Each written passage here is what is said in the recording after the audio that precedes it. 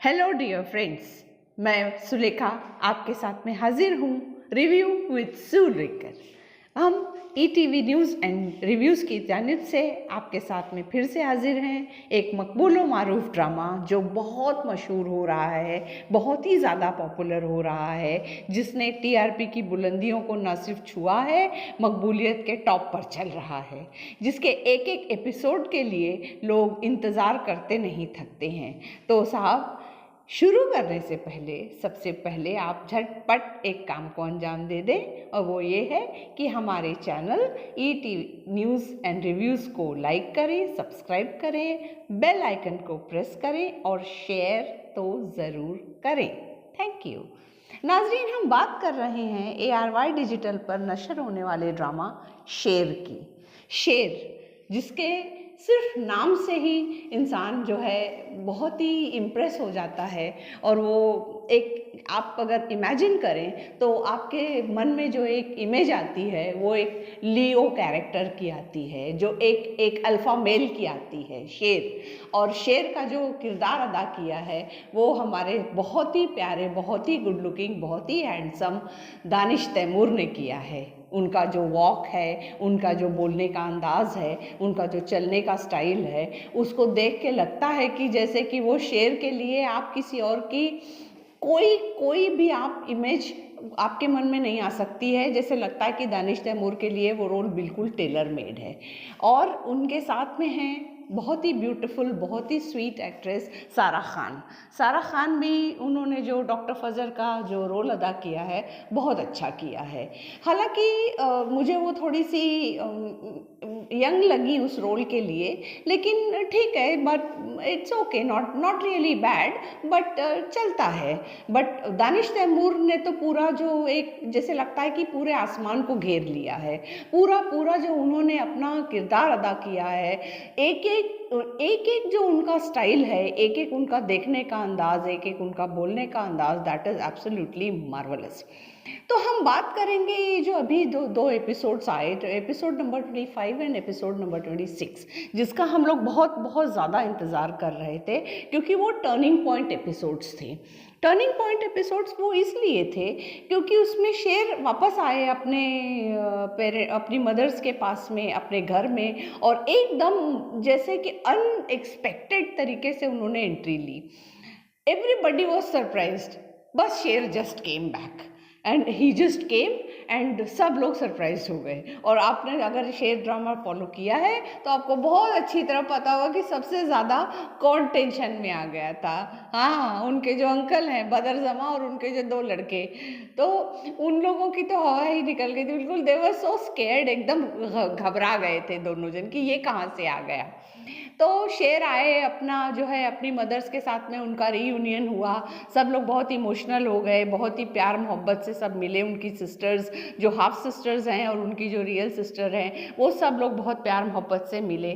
फिर उन्होंने जो है अपनी जो रियल मदर हैं तहमीना, उनसे उन्होंने बताया कि वो जो है सारा खान से मोहब्बत करते हैं, इश्क करते हैं और उनसे शादी करना चाहते हैं। अब उनकी मदर बड़े सख्ते में आ गई ये सुन के कि भाई ये तो बड़ी गड़बड़ हो गई, क्योंकि दुश्मनों की बेटी है और उसके साथ शादी की बात करना तो कोई बड़ा आसान काम नहीं होगा।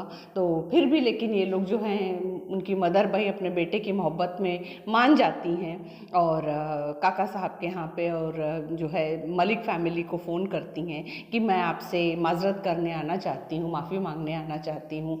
और उनके जो ग्रैंडफादर हैं डॉक्टर फजर के, वो बेमन से, और उनके जो फादर भी हैं वो बड़े बेमन से उनको परमिशन देते हैं। और उनको तो अभी तक यही पता नहीं रहता है कि शेर कहाँ है। वो तो इस खुशफहमी में है कि शेर तो मेरी बेटी के कब्ज़े में है, इनको तो पता भी नहीं है कि ये लोग क्या हो रहा है क्या नहीं हो रहा है।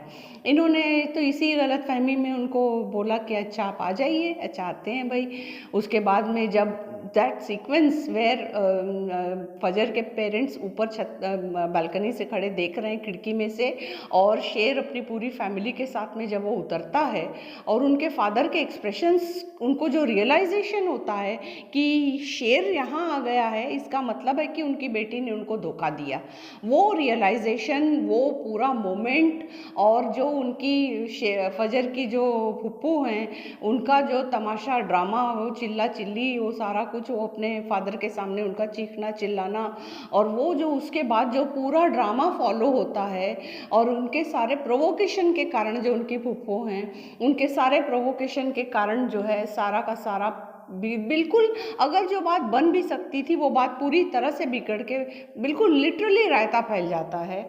और बिल्कुल जो है उनके फादर इस कदर परेशान और इमोशनल हो जाते हैं कि जो अर्जुमंद रहीम, जिन्होंने एब्सोल्युटली सुपरलेटिव एक्टिंग की उस पूरे सीक्वेंस में, और मुझे सुनीता मार्शल बहुत पसंद है जो उनकी चाची बनी है डॉक्टर फजर की, और उनकी मदर का थोड़ा सा रोल समझ में नहीं आया नादिया अफगान का, लेकिन चलिए ठीक है, कोई बात नहीं।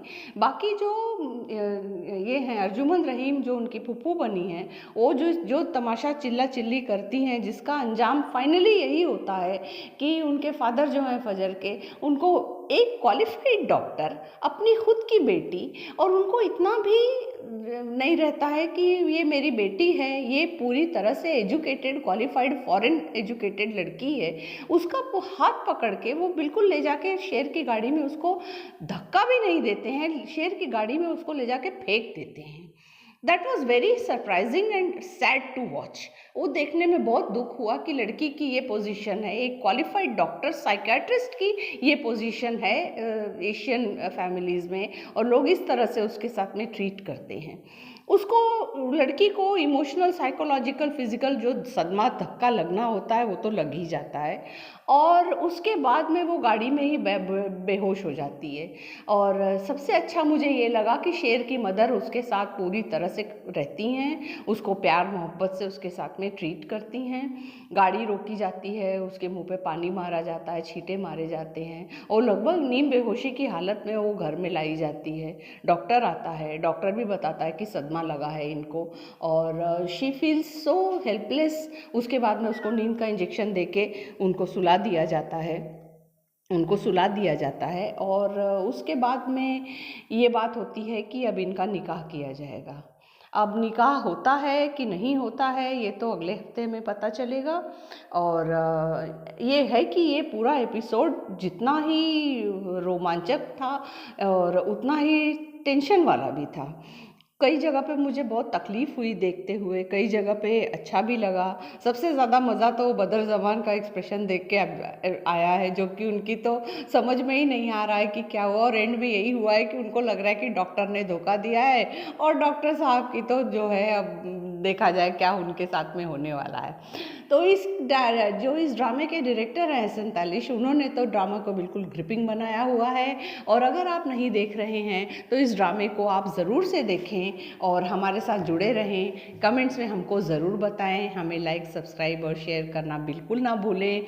इस रिव्यू विद सू में अभी इतना ही। सुलेखा आपके साथ में फिर से मुखातिब होगी, तब तक के लिए बाय बाय।